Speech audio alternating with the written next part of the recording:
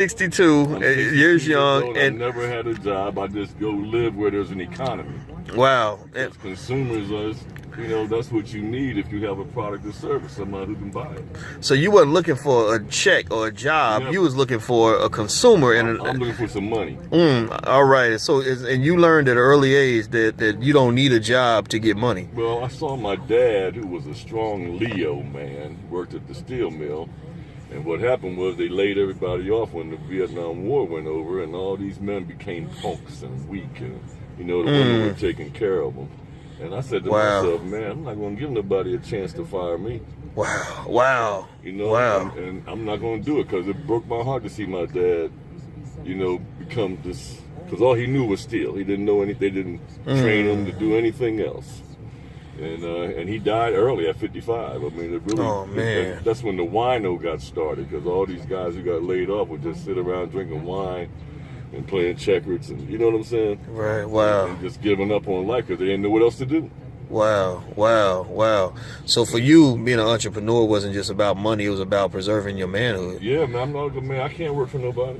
I love it. I can't have a boss. All right, man. I love it. My kids got something to do. I want to go see it. I don't need to go to nobody to ask for permission. Right on. So did you feel like the majority of the men have that mindset? Do you think it's the opposite, that the majority? Well, I think we mess our little man up because we tell them to get a job, we tell them they need to work, and those are slave terms. We need to tell our young kids, you need to make some money.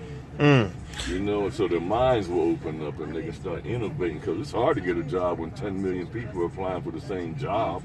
And we do this to our kids, man, and these kids almost like, I'd rather go smoke some weed. Wow. Than try to compete with a bunch of everybody with applications standing in line for 2 or 3 days, you know what I mean? And they could have been using that same time to go out here and wash windows or clean cars. I know a guy at the car wash up here makes $400 a day. He just sits out there. People come consumers who don't want to clean their own car. Wow. And he makes about $20 a car, and he's making $400 a day. He don't have no overhead, but you just got to make money so that we can free our mind. Wow. Because work and job are slave words. That's what slaves do.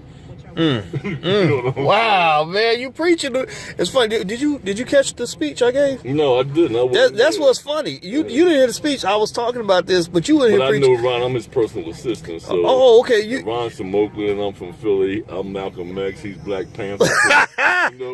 Wow. So we get it, man. We're just trying to get everybody else to get it. Well, you preaching to me, man, and I learned a lot of my manhood from the big brothers like yourself that teach me what manhood really looks like. We don't. If you don't mind, please.